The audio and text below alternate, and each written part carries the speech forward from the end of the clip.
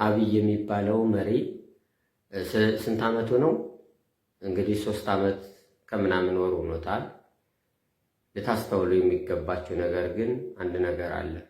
እሱ ስልጣን ከወጣ ጀምሮ የሚሞቱት እስካሁኗ ይችን ድምፅ እስከማስተላለፍበት ድረስ የሚሞት ኦርቶዶክስ ተዋሕዶ ብቻ ነው። ዓላማው ይሄ ነበረ። የምዕራባውያን ዓላማ ይሄ ነበረ። የሱም ዓላማ ይሄ ነበረ። ስራውን እየሰራ እየተጓዘ እየቀጠለ ከዚህ ደርሷል። የተዋሕዶ ልጆች በትግራይ የሚረግፈው፣ በአማራ የሚረግፈው፣ በኦሮሚያ ክልል የሚረግፈው፣ በቤኒሻንጉል የሚረግፈው፣ በደቡብ የሚረግፈው፣ በየትኛውም ቦታ የሚረግፈው ኦርቶዶክስ ተዋሕዶ ብቻ ነው። ይህንን የሚያስተውል ግን የለም። ምናልባት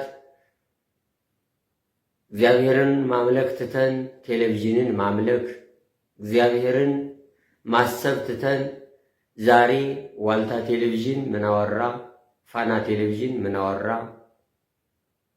ኢቲቪ ምን አወራ እያልን እነዚህን መረጃዎች ስንሰበስብ የአብይን መልክ ስንመለከት በተለያየ ምክንያት እየቀረበ አፉን ቅቤ እያደረገ አዳምና ሔዋንን ከገነት አውጥቶ ወደ ሲኦል እስኪጥላቸው ድረስ ሰይጣን መልኩን ለብሶ አይደለም ሄደው፣ መልኩን አሳምሮ የእባብን መልክ ለብሶ ተሰውሮ ነው ገነት ውስጥ ገብቶ ይህንን ሁሉ የዛሬውን ለቅሷችንን ሁሉ፣ የዛሬውን ሐዘናችንን ሁሉ፣ የዛሬውን መሞታችንን ሁሉ ገነትን የሚያክል ቦታ እግዚአብሔርን የሚያክል ጌታ አሳቶን በስቃይ በረሃብ በመራቆት በጦርነት የሚያንገላታን ያን ጊዜ ያንን መልክ የሚያምር መልክ የእባብን መልክ ለብሶ ገነት ገብቶ ያመጣው ጣጣ ነው። ዛሬ እውነቴን ነው የምላችሁ 2010 ነው መሰለኝ ሰውዬ ወደ ስልጣን የወጣው። 2010 ላይ ሲወጣ በአፉ አዳምን እንዳሳተው ሔዋንን እንዳሳተበት መንገድ አዳምን ቢቢለው ሔዋን እሺ ብላ አሳምሮ መልኩን እንደገና ደግሞ አፉን አጣፍጦ ተናግሮ አዳምንና ሔዋንን ከገነት ከርስታቸው አውጥቶ አዘቅት የጣላቸው ዲያብሎስ ዛሬ ደግሞ በዶክተር አብይ አማካኝነት እውነቴን ነው የምላችሁ በዶክተር አብይ ቅቤ በሆነ አንደበቱ ጧት የተናገረውን ማታ በማይደግምበት አንደበቱ በማሳመን የሰውን ጭንቅላት በመስረቅ የሰይጣን ዓላማው የሰዎችን አእምሮ መስረቅ ነውና ከእግዚአብሔር ጋር ማለያየት ነውና ከእግዚአብሔር ጋር መከፋፈል ነውና የሰዎችን ጭንቅላት በማሳመን ቃሉ እየለበለበ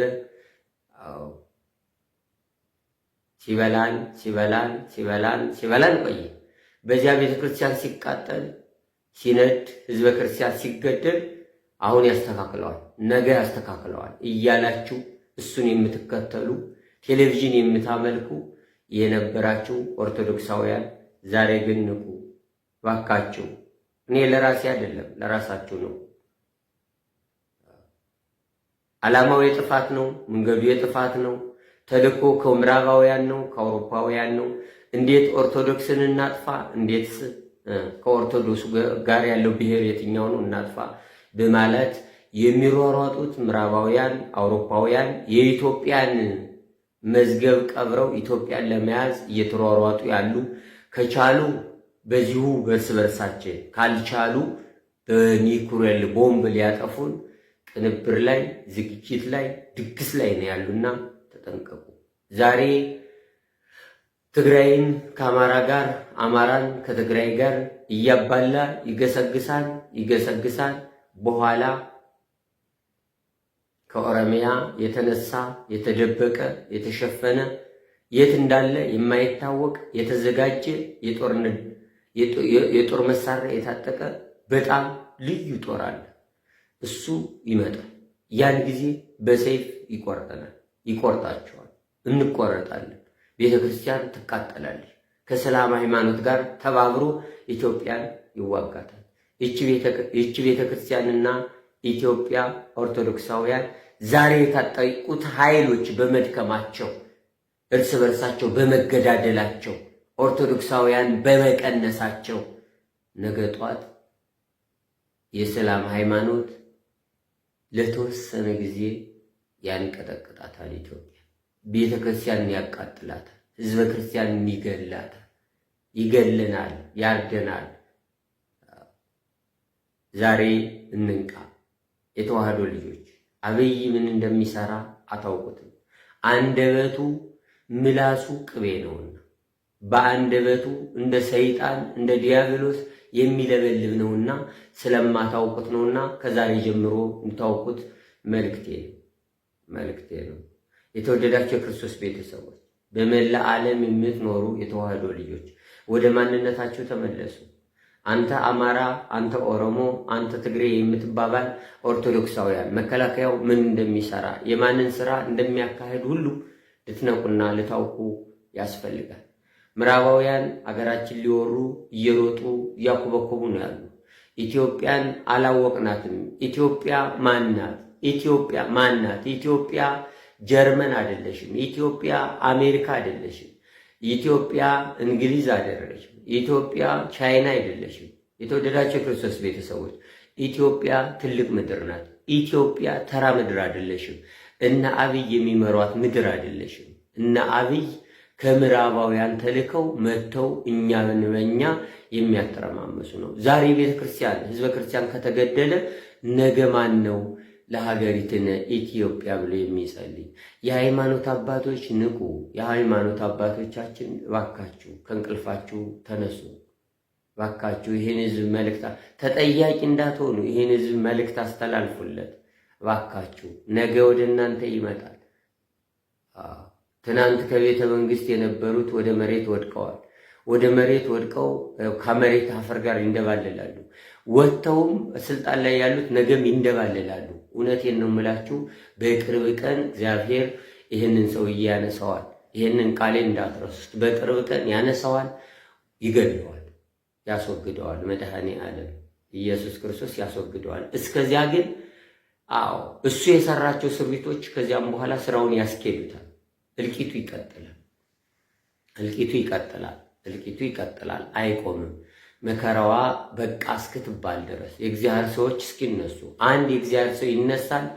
ይሄንን በኦሮሚያ የሚመጣውን ኃይል በሰይፍ ያስወግደዋል። እስከሚያስወግደው ግን ኦርቶዶክስና ኦርቶዶክሳውያን ቤተክርስቲያን ትወድማለች፣ ትቃጠላለች። እኛም በክፋት ስላለን በክፋት ሆነን ስለምናገለግል ካህናቱ ክፋተኛ፣ ምእመኑ ተንኮለኛ፣ እርስ በርሱ የሚገዳደል አሳልፎ የሚሰጣት ከዲያብሎስ ጋር የተቆራኘ በየጠንቋይ ቤት የሚሄድ ሟርተኛ፣ በየአዳራሹ የሚጨፍር ዜጋ ስለያዝሽ ነው ኢትዮጵያ እየታመስሻለሽ። ኢትዮጵያ የእግዚአብሔር የዶክሜንቶቹ ማስቀመጫ ምድር ናት። ለዚህ ነው ኢትዮጵያ ከነአን ተቀምጦ ዳዊት ምን ብሎ ተናገረ? ከነአን ላይ ተቀምጦ ዳዊት ምንድነው ያለው? በመዝሙር 68 ኢትዮጵያ እጆቿን ወደ እግዚአብሔር ትዘረጋለች። ለምን? እስራኤል አላለ። እስራኤልን አገር ናት ብለው ያዘጋጇት ምዕራባውያን አውሮፓውያን ነው። የተወደዳችሁ የክርስቶስ ቤተሰቦች የኛ አባቶችም እንቅልፍ ተኝተዋል። መጽሐፍ ቅዱስ ከውጭ እንደመጣ አድርገው ይነግሩናል። ታሪክም ጽፈው አስቀምጠዋል። ያንን አስተርጉመው በፈለጉት ቋንቋ ጽፈው ቁጭ አድርገውታል። ከየት እንደመጣ ከውጭ። ኦሪት ዘፍጥረት፣ ኦሪት ዘጸአት፣ ኦሪት ዘኍልቍ፣ ኦሪት ዘዳግም፣ ኦሪት ዘሌዋውያን ኢትዮጵያ ምድር ላይ ነው የተጻፈው። ከየትም ሀገር አይደለም የተጻፈው። በመጽሐፈ ኢዮብ ትንቢተ ዳንኤልም እንኳን በኢትዮጵያውያን ጸሐፊዎች በፋርስና በግብጽ የተጻፉ ነው። መጽሐፈ ኢዮብ ግብጽ ላይ፣ መጽሐፈ ትንቢተ ዳንኤል ፋርስ ላይ። እነዚህ ጸሐፊዎቹም ኢትዮጵያዊ ናቸው። የተወደዳችሁ የክርስቶስ ቤተሰቦች እናስተውል። የተደበቀ ሴራ አለ በኢትዮጵያ ላይ። ኢየሱስ ክርስቶስ የት ሀገር ነው የተሰቀለው? ኢየሱስ ክርስቶስ የት ሀገር ነው የተወለደው? ታሪክ ተደበላልቋል። ታሪክ ተቀይሯል። እንደነ ፍቅሬ ቶሎሳ አይነቶቹ ብዙ ታሪክ እንጽፋለን እያሉ የምዕራባውያን ፍርፋሪ እየበሉ በምዕራባውያን ፍርፋሪ እየተጓዙ የኢትዮጵያን ታሪክ እየገለበጡ የሚጽፉ አሁንም አሉ፣ በፊትም ነበሩ። የሚገርማችሁ ነገር አንዳንዶቻችን ታቦተ ጽዮን አክሱም እንዳለሽ የሚናገሩ አሉ። አይታችሁ ከሆነ አሁን ይህን ቃል ስናገር ብዙ ሊያጎመጉም የሚችል ሰው ሊኖር ይችላል። እኔ ግን አምላኬ ባሳየኝ አምላኬ በነገረኝ ልንገራችሁ። ታቦተ ጽዮን አክሱምን አታውቃትም፣ አክሱምም አልተረገጠሽም። አባቶቻችን ጠላት ሲከተላቸው ሲመጡ ከውጭ ከዚያ ቦታ ሲመጡ ሲሸሹ ታቦተ ጽዮንን ሁሉም የኢትዮጵያ ግዛት ቢሆንም በወቅቱ ይዘዋት ሲመጡ ጠላት ሲከተል ስለነበረ ወደ አክሱም እንደገባሽ ኮፒዋን ሰርተው አክሱም ነች እያሉ ለዓለም ትውውቅ አድርገዋል። ለምን? ጠላት በሙሉ ወደ አክሱም አይኑን ፊቱን እንዲያዞር ብለው የተጠቀሙት ነው እንጂ አክሱም አይደለሽም ታቦተ ጽዮን ሌላ ቦታ ነው ያለሽው።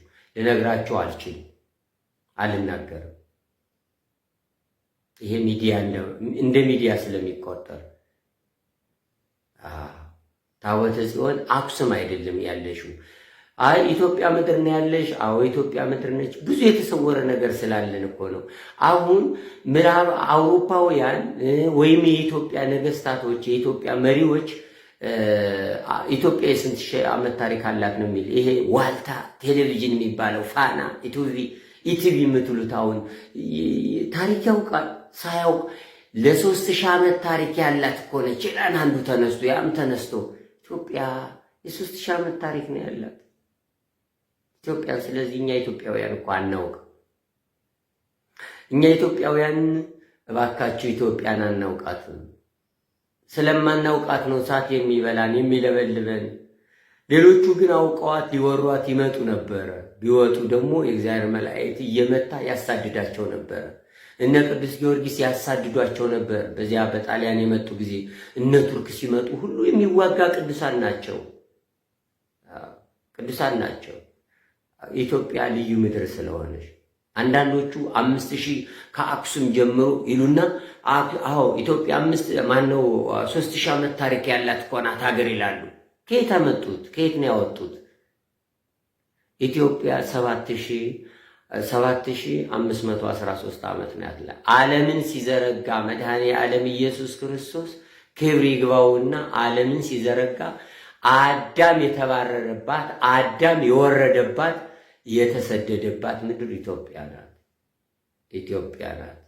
ተወደዳችሁ ክርስቶስ ቤተሰቦች እባካችሁ አስተውሉ። ስለ ኢትዮጵያ ብዙ አወራችኋለሁ፣ ጠብቁኝ።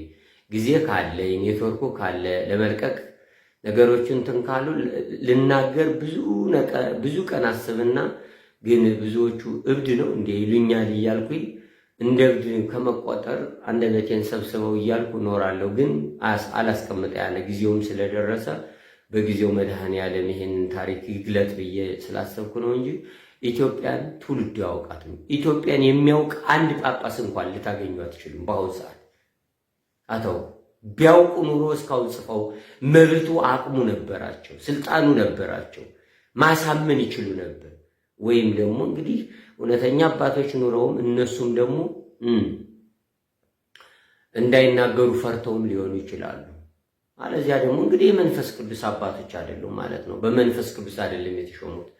አንዱ መሪ ሲቀየር፣ አንዱ መሪ ሲመጣ፣ አንዱ መሪ ሲቀየር፣ አንዱ መሪ ለራሱ የሚስማማውን የሚመቸውን እየመረጠ ያስቀመጣቸው እንጂ በመንፈስ ቅዱሱ ሹሟቸው የተቀመጡ እንዳልሆኑ ያሳያል። ቢሆኑ ኑሮማ በአሁኑ ሰዓት ፈንቅለው ይወጡ ነበር። እከሌ የሚባሉት ጳጳስ እኮ እንዲህ ብለው በቃ ውሸት በቃ በኢትዮጵያ ኦርቶዶክስ በኢትዮጵያ ላይ ውሸት በቃ ብለው ወጡ ተብሎ ይነገር ነበር። አንዱ ብጫ ለብሶ አንዱ የሆነ ነገር ለብሶ ገንዘብ ማሰባሰብ እንጂ ስለ ኢትዮጵያ የሚያወራ የለ። ኢትዮጵያን አያውቋትም። አሁንም በድፍረት ልንገራቸው፣ ኢትዮጵያን የሚያውቃት የሃይማኖት መሪ የለም። ኢትዮጵያን አላወቅናትም። ማንም ብቻ ኑሮ ከተስማማለት ዓላማው ከተሟላለት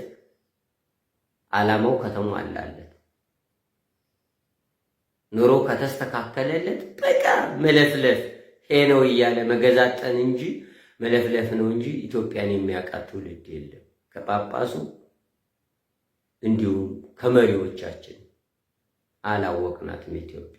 ኢትዮጵያ የ3000 ዓመት ታሪክ አይደለም ያላት። ኢትዮጵያ ትልቅ ሀገር ናት። ይችን ኢትዮጵያ ለመውረር ምዕራባውያን፣ አውሮፓውያን፣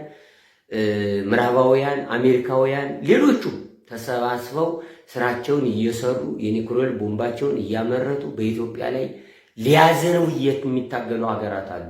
መጀመሪያ ግን እኛን ሊያባሉ ከላይ ከታች ደፋ ቀና እያሉ ነው። መጀመሪያ ስለ ኢትዮጵያ የሚጸልዩ የሰማይ መላእክትን የሚጠሩ ለትእዛዝ የሚልኩ የሰማይ መላእክት ከምድር ወደ ሰማይ ለእግዚአብሔር የሚያቀርቡትን መላእክትን የሚያመሰግኑ ቅዱሳንን የሚያመሰግኑ ድንግል ማርያምን የሚለምኑ የሚማጸኑ የትኛው ሃይማኖት ነው በማለት ኦርቶዶክስ በመጀመሪያ ማንንምታ አሉ። ቤተክርስቲያኑን ሞከሩ። ህዝቡ መጮህ ጀመረ። ምን አለ? እዚያ በኋላ ደግሞ አሁን እርስ በርሳችን እየተባላን ነው። በትግራይ ያሉ ሆዳም አንዳንድ መሪዎች አሉ። ህዝቡን የሚያስበሉ፣ የሚበሉ፣ የሚነክሱ፣ የሚያናከሱ፣ በራብ የሚያስገድሉ፣ በጦርነት የሚያስለበልቡ ቆሻሾች ኦርቶዶክሳውያን ያልሆኑ በገንዘብ ልቦናቸው የተሞላ የትግራይ ተወላጆች የሆኑት መሪነን ብለው የገዛ ወገናቸውን በሳት የሚያስለበልቡ የሚያስበሉ ለህዝቡ ያዘኑ የሚመስሉ የአማራ መሪዎች አሉ። የሄደ የመጣ የሚመራቸው በክልል ምድሪቱን የከፋፈሉ መድኃኔዓለም ኑሩባት ያላትን እነሱ የሚበታትኑ የኖህ ልጆች ናቸው። እንደ የምትከፋፈሏት ምድርን ኢትዮጵያን የተከፋፈላቸዋል ለመበታተን ምዕራባውያን አውሮፓውያን ለመበታተን ለመከፋፈል ለመገነጣጠል ለመለያየት እንዲያመቻቸው በክልል በቋንቋ በብሔር ለያይተው እነዚህ የአማራ ባለስልጣን ሆዳሞች የሄደ የመጣ የሚያዛቸው የሚገርፋቸው እውነቴን ነው የምላቸው። ያው ከአማራና ከትግሬ ላይ በጣም ትኩረት ሰርቼ የተናገርኩት ለምን እንደሆነ ታውቃላችሁ? ሁለቱ አንድ ሃይማኖት ስላላቸው ኦርቶዶክሳውያን ስለሆኑ ይሄኔ ስለሆኑ በእምነቴ ስለሚመስሉ አንድ ቋንቋ ይለያቸው እንጂ መልካቸው፣ ቁመናቸው፣ ሃይማኖታቸው፣ ግዕዝ ቋንቋቸው፣ ባህላቸው፣ ስርዓታቸው አንድ ስለሆነ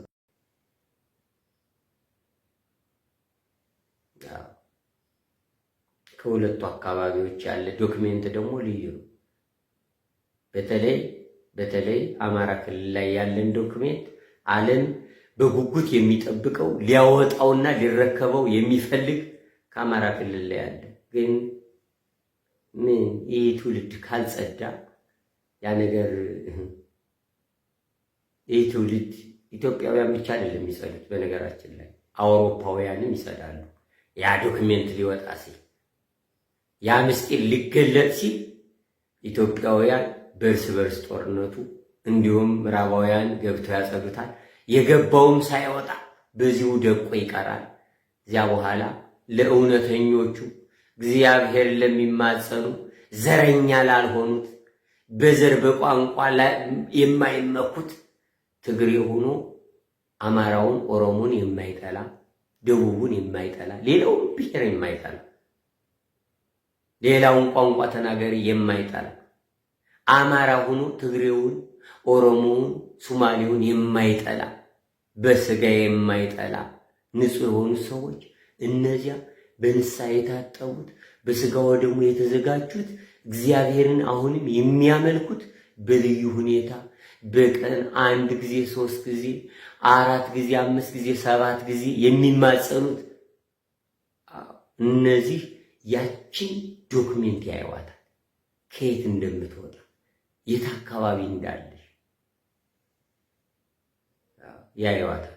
የተሰወረ ነገር አለ። ዓለም ዲያብሎስ ያለበትን ቦታ ጠቁሟቸው እሱ ስለማይጠጋ እናንተ ታገኙት እያለ የሚያስጎመጃቸው ኢትዮጵያ ላይ ያለው ዶክሜንት ቀያይረው በታት ነው የኢትዮጵያን ታሪክ ለእስራኤል ሰጥተው ጨንቋቸው እኮ ወደው እኮ አይደለም ጨንቋቸው ነው።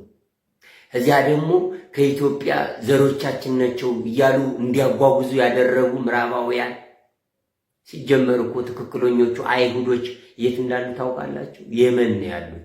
የመንም ሐሳዊ መሲሁ ስለሚወለድ ለዘር ነው እግዚአብሔር የእነሱን ዘሮች ብቻ ነው ያስቀረው እንጂ እኮ እውነተኛው ዕብራውያን እኮ የሉም እኮ በምድር ላይ። እነዚያ ነጮች እኮ አይደሉም። ሲጀመር እኮ ዕብራውያን ነጮች አይደሉም፣ የኛ መልክ ነው ያላቸው።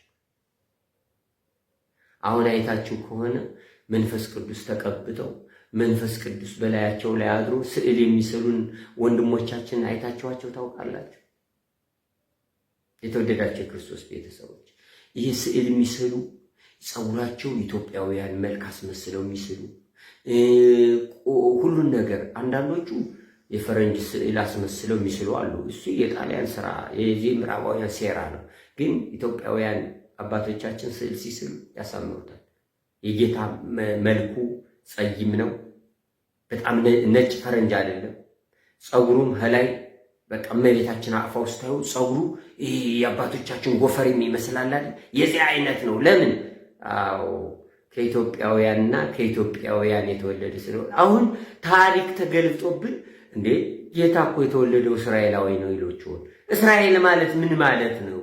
እስራኤል ማለት ክርስቲያን ማለት እኮ ነው በሐዲስ ኪዳን። እስራኤል የሚለው እኮ ተቀይሯል። እስራኤል የሚለው እኮ ተቀይሯል።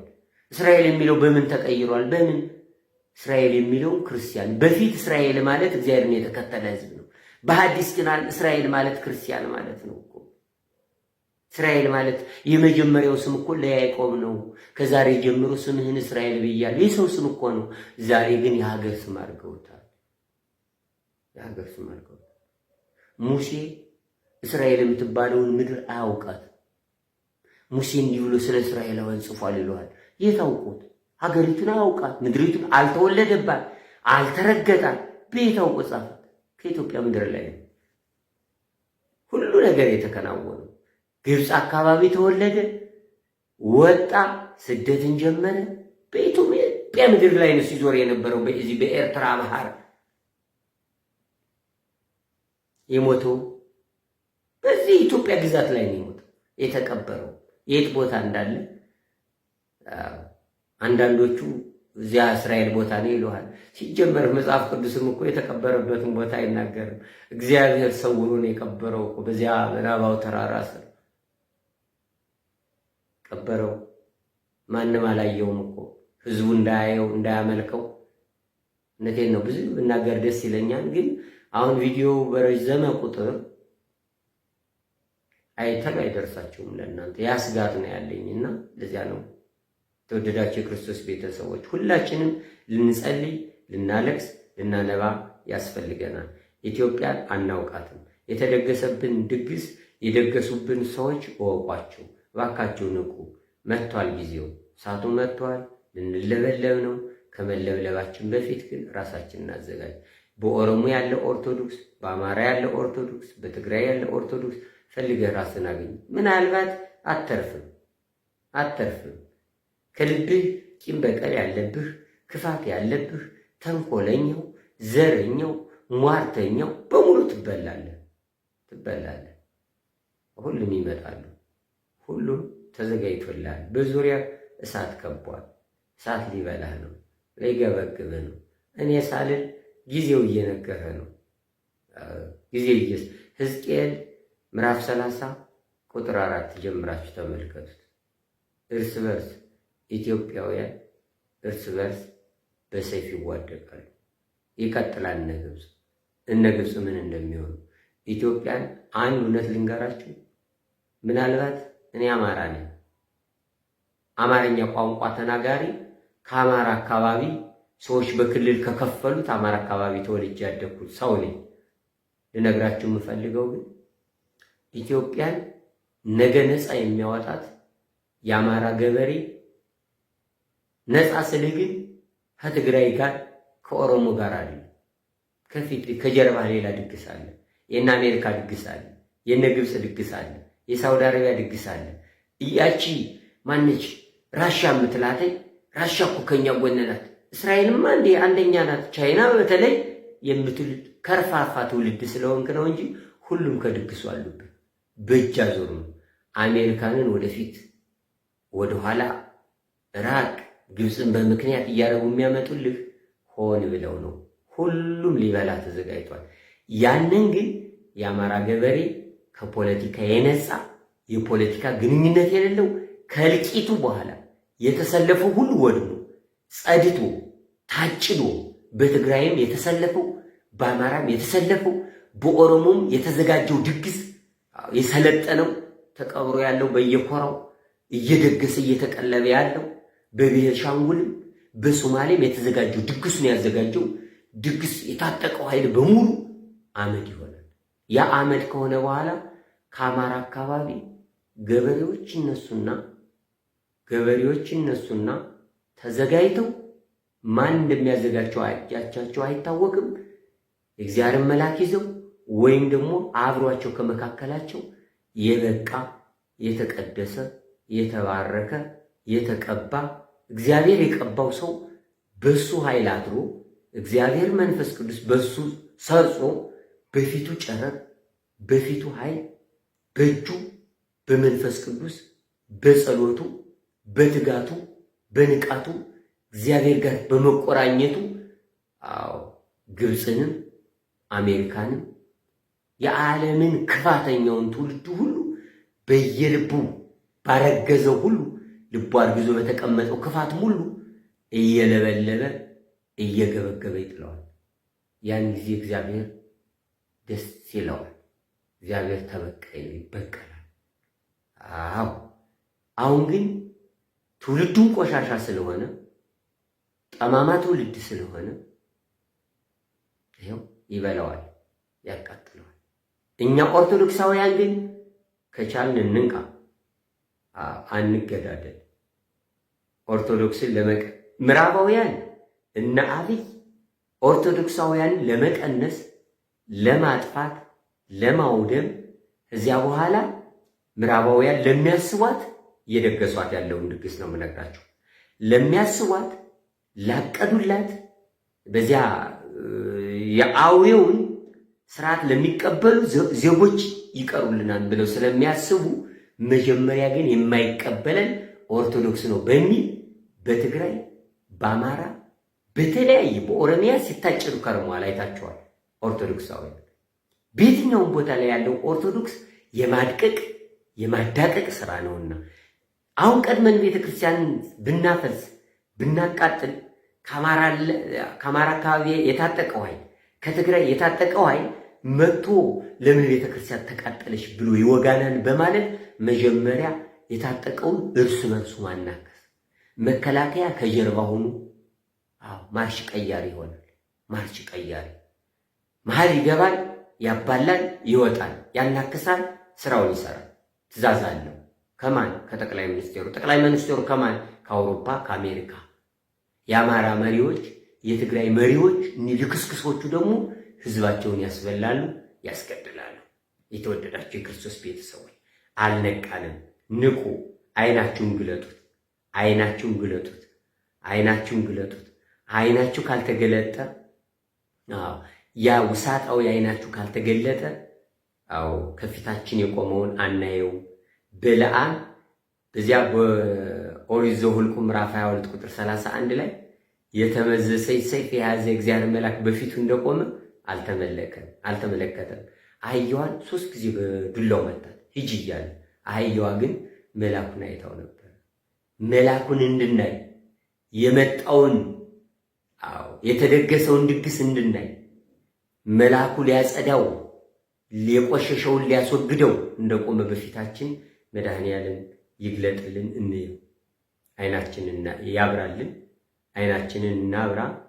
በጸሎት በስግደት እንመለስ።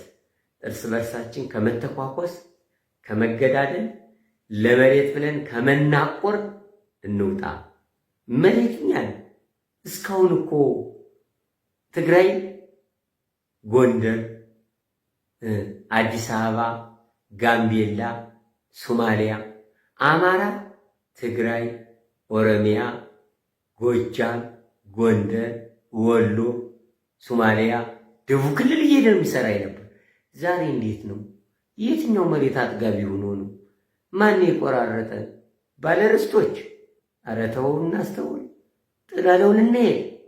ቅዱስ ዳዊት እኮ ተናግሯል። ከመጽላሎት ያለፍ ታይተን ነው የምንጠፋው። እንደ ጭስ እንደ ጥላችን ታይተን እንጠፋለንና እናስተውል። ረዘም አድርጌ እንዳልሰጣችሁ እንዳላሳዝመው ወደ እናንተ ስለቅ ተሎ አይመጣልኝም ወይ ሳምንት ይጨርሳልና በዚያ ምክንያት ነው። ብዙ መልእክት አለኝ ስለ ኢትዮጵያ የምነግራችሁ። የተደበቀ እስካሁን ያልተነፈስኩት ከባድ ነገር አለና መድኃኔዓለም ኢየሱስ ክርስቶስ ወይ አመቻችቶልኝ ወደ እናንተ እንዳስተላልፍ መድኃኔዓለም ኢየሱስ ክርስቶስ ይፍቀድልኝ። እናንተም በእርጋታ በትዕግስት እስካሁን ስላዳመጣችሁኝ አመሰግናችኋለሁ። የአባቶቻችን አምላክ የድንግል ማርያም ልጅ መድኃኔ ዓለም ኢየሱስ ክርስቶስ ሁላችንም በንስሐ ታጥበን ሥጋው ደሙ ተቀብለን የእሱን መምጫ ሰዓት እንድንጠባበቅ የኢትዮጵያን ትንሣኤ እንዲያሳየን ቅዱስ ፈቃድ ይሆንልን። ወስብሐት ለእግዚአብሔር። ይቆየን።